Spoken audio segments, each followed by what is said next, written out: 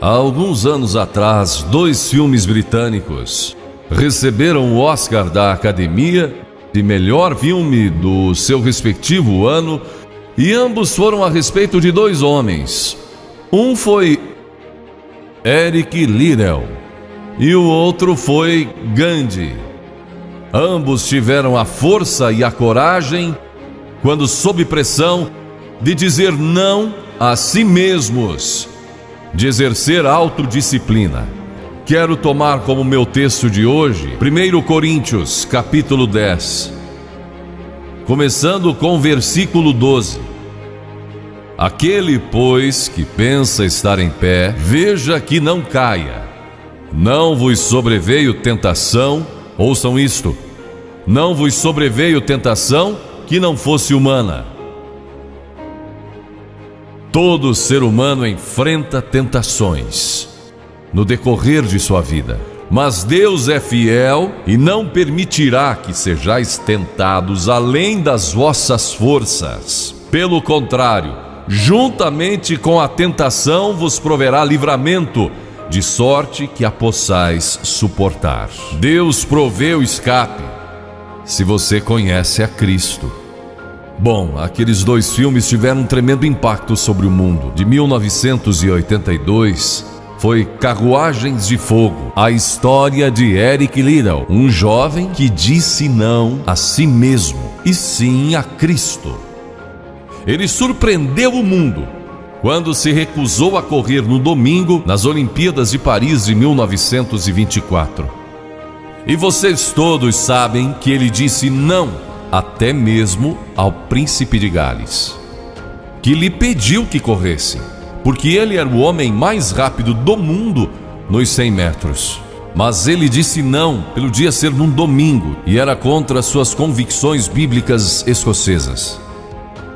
E recentemente foi comemorado o 60º aniversário da grande vitória de Eric Liddell nas Olimpíadas, porque ele correu nos 400 metros em que ninguém achava que teria chance, e venceu.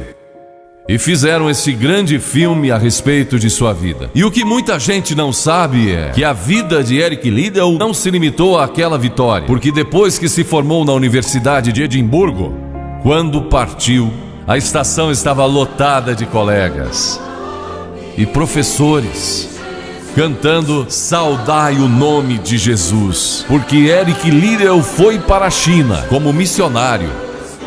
Foi capturado pelos japoneses durante a guerra e morreu num campo de concentração japonês. Mas naquele campo ele trouxe alegria e coragem a todos os prisioneiros, pois pregou para eles e cantou para eles, ministrando as suas almas. E ouvi dizer que estão preparando um outro filme, mostrando a sua vida ali, porque ele teve coragem de dizer não. O mundo ouviu falar dele, porque ele disse não àqueles que tentaram fazer com que abandonasse suas convicções cristãs pessoais. E eu penso em William Booth, há pouco mais de 100 anos atrás, que fundou o Exército da Salvação. Ele se converteu, tornou-se um vigário, pastor, e foi para as favelas de Londres, para as zonas da Luz Vermelha. Pregou entre a gente pobre, formou um pequeno grupo chamado Banda Aleluia, e ia às esquinas, e ia também às prisões. E alguns dos líderes religiosos da época não gostaram daquilo, e assim ele foi chamado diante de uma conferência de líderes religiosos e disseram: William Booth, você vai pregar onde nós o mandarmos, senão será excomungado. Ali estava ele diante daquela vasta assembleia de pastores. Que poderia dizer Catherine Booth, que se tornou tão famosa quanto ele, sua esposa, que estava na galeria, e abanou o seu lenço gritando: William, diga não! E William obedeceu sua esposa e disse não. E assim nasceu o Exército da Salvação.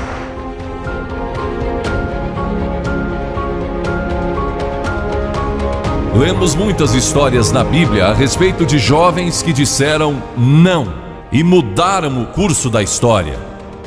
A primeira que quero mencionar, talvez nunca tenham ouvido falar. Seu nome foi Vasti e foi rainha da Pérsia, a esposa de Assuero, que reinou desde a Índia até a Etiópia. Pense em todo o petróleo que ele tinha e provavelmente nem sabia. Um dos monarcas mais ricos que já viveu. E ele deu uma grande festa que durou muitos dias. No fim, provavelmente já bêbado, ele ordenou que sua esposa Vasti viesse e ali dançasse para todos os seus convidados. E ela assombrou aquele grupo de líderes mundiais. Ao se recusar, ela disse: não, eu não vou expor o meu corpo para esses homens. Ele mandou outra mensagem, ameaçando que ela deixaria de ser rainha e perderia seus confortos e bens materiais e toda a sua fama. Mas a sua resposta foi a mesma: não. E ela mudou a história, porque foi deposta como rainha. Nada mais sabemos. Mas por causa dela, Esther se tornou rainha e o povo judeu foi salvo. E até o dia de hoje, o povo judeu celebra um grande feriado, porque uma mulher disse não e abriu a porta para a salvação do povo judeu, porque havia um homem como Hitler, e era o primeiro-ministro do país, decidido a destruir e aniquilar os judeus. Agora, a Bíblia tem muito a dizer a respeito de sensualidade, lascívia e depravação. A palavra lascívia significa a tendência de incitar desejos sensuais. Sensualidade significa o apelo proposital aos sentidos físicos para a satisfação pessoal. Talvez lendo um livro pornográfico ou assistindo um filme impróprio. A Bíblia diz que devemos nos abster das paixões carnais, da sensualidade, que fazem guerra contra a alma. Elas estão em guerra contra a sua alma e o seu espírito. E a Bíblia diz que devemos nos abster delas, ficar longe delas. E então a Bíblia usa outra palavra, réprobo. Agora isso se refere a pessoas totalmente depravadas, de consciências mortas ou cauterizadas. Não sabem mais orar, perderam a capacidade de discernir entre o bem e o mal. E em Romanos 1:28 lemos: e por haverem desprezado o conhecimento de Deus, o próprio Deus os entregou a uma disposição mental reprovável para praticarem coisas inconvenientes. Ou seja, Deus desistiu deles dizendo: vão em frente, gozem toda a depravação e a sensualidade que quiserem, não vou perturbá-los, ainda não. Mas saibam que os seus pecados o acharão e prestarão contas no dia do juízo. E Paulo, escrevendo ao jovem Timóteo, disse: também estes resistem à verdade, homens de todo corrompidos, réprobos quanto à fé. Em outras palavras, rejeitaram a Cristo por tanto tempo que suas consciências se cauterizaram e seus corações se endureceram. E mesmo que o Espírito de Deus lhes fale, eles não podem ouvir. É por isso que é importante que você aceite a Cristo quando jovem. É importante que venha a Cristo agora. Se o Espírito de Deus está falando com você, entregue a sua vida a Cristo, porque o dia pode chegar em que a sua consciência esteja morta e você não possa mais ouvir a voz de Deus. Ela disse não, mas Vasti, você vai perder o trono, vai perder suas riquezas, pode até perder sua vida. Ela disse: minha resposta é não. Qual é a sua resposta hoje àquelas coisas que são erradas? A mentira, a lascívia, a cobiça, ao preconceito racial. Qual vai ser? Você vai disciplinar seu corpo? Vai permanecer firme às convicções que Cristo e a Bíblia ensinam? Ou vai ceder e seguir pelo caminho largo que leva à destruição? ou vai entrar pela porta estreita e pelo caminho apertado que conduz à vida eterna? Qual vai escolher? Você tem uma escolha hoje. Deus nunca vai forçá-lo a escolher. E então houve um outro jovem, um jovem chamado Daniel.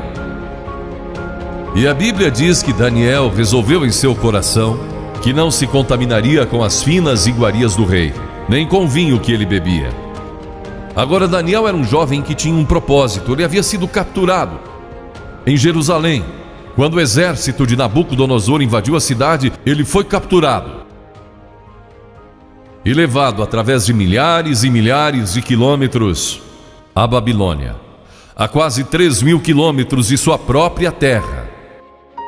Sem aviões nem automóveis, eram semanas de viagem. Mas ele estava resolvido a servir a Deus e não devia ter mais de 12 ou 15 anos de idade.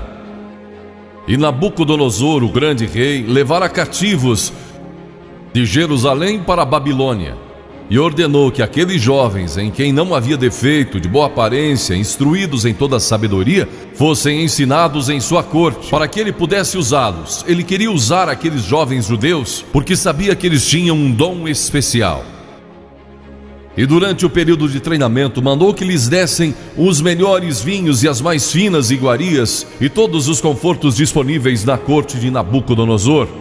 Mas Daniel disse: não quero o vinho do rei e não quero as iguarias do rei. Quero dormir no chão, não numa cama de penas. Quero viver uma vida simples e também disciplinada. Que diferença dos que mal podem esperar pelo dia que posso sair de casa e se divertir, mas não Daniel. Daniel estava longe de casa e ninguém saberia se ele fizesse algumas dessas coisas. Ninguém saberia se ele tivesse uma namorada e dormisse com ela, ou se embebedasse com o melhor vinho do rei.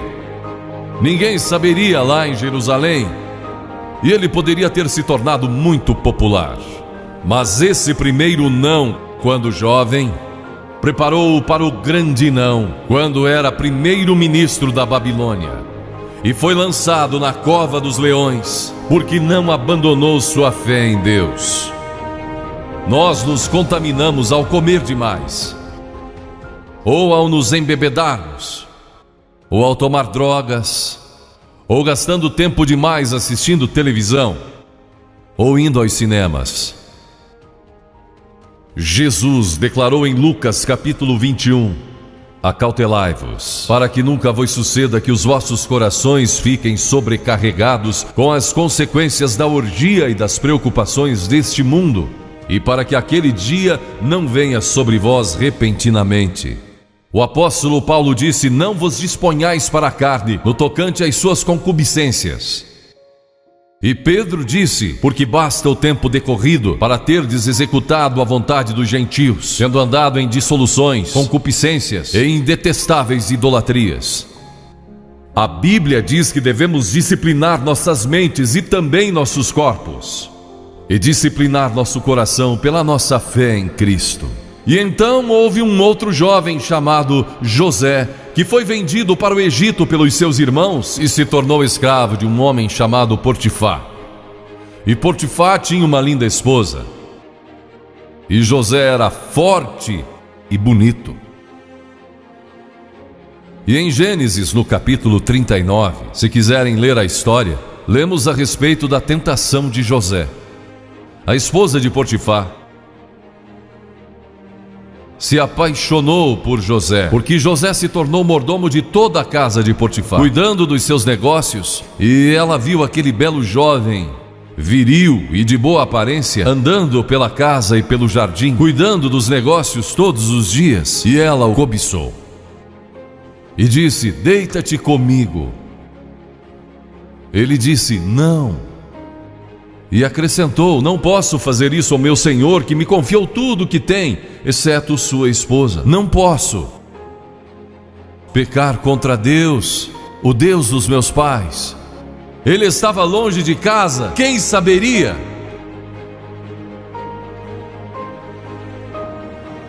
Mas disse não. E quando disse não, Na última vez, ela o agarrou e ele fugiu dela, deixando sua capa. E ela começou a gritar, chamando os servos e dizendo: ele tentou me violentar, que não era verdade. Mas Potifar acreditou e mandou que ele fosse lançado na prisão.